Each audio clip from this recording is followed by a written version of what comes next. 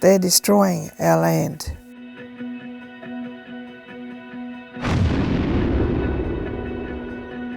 A victory for the controversial Adani coal mine today. And Australia has approved the construction of a controversial mine near the Great Barrier Reef.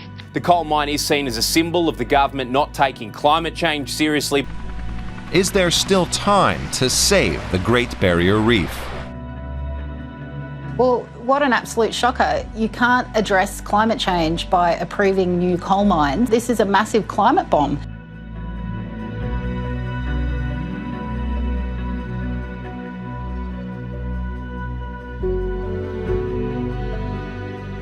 When we look at a history of Australia, it's only been 250 years that Captain Cook came to Australia and opened it up for white people to come and to take over our lands, which we have maintained for 60,000 years.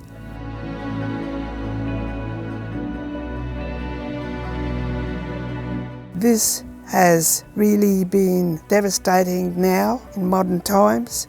The government is given the go-ahead for mining companies to mine on all Aboriginal land, even though Aboriginal people try and stop it in protesting and going through court and fighting.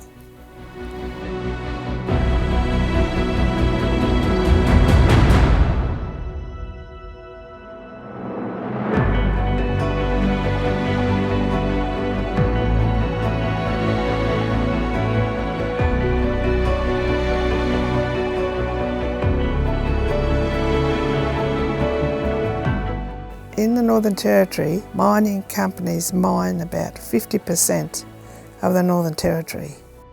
It's mainly on Indigenous areas. This is the worst thing that could happen to us. And now with the fracking, it has got worse.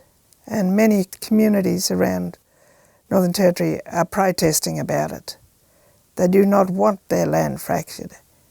Have a look at this. The Condamine River in southwest Queensland on fire. The fracking just a kilometre away, methane coming up, and now the river is alight. Unbelievable.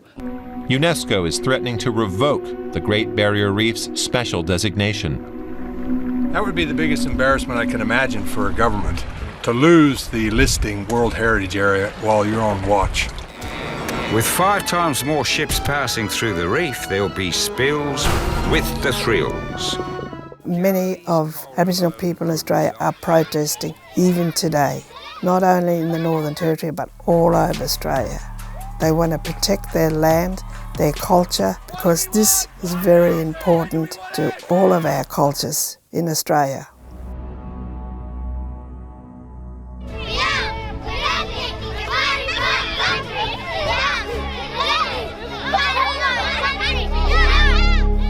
I'd like to mention that the aquifers in Australia is a very important water supply for Australians.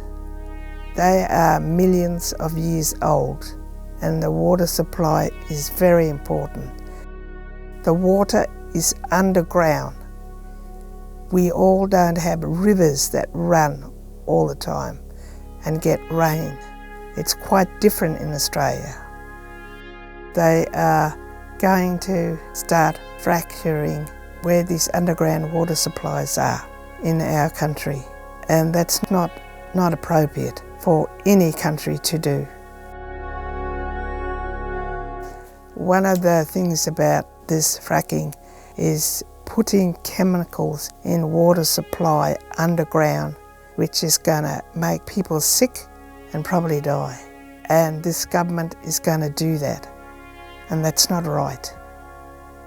Well, what an absolute shocker. You can't address climate change by approving new coal mines. And this groundwater approval that was given by our state, Queensland Labor government today, flies in the face of all of the warnings of a good 7 top water experts that just told us in the last week that this is going to stuff up the groundwater system and possibly suck dry an ancient million-year-old spring system. Once it's contaminated, it is there forever. when Captain Cook arrived in Australia with a boat and not even recognising the Indigenous people of Australia. There were already 250 nations of Indigenous people in Australia. Our history is about 60,000 years. Our people have been able to live in Australia and maintain the land and our culture in the way that our old people did. They did not damage the land. They worked with the land and protected it. Non-Indigenous people of the world should start respecting Indigenous people and stop destroying their lands and help them maintain their country in support. And don't just push them aside like they have done for the last few hundred years. We are the experts in our country, and we should be respected so.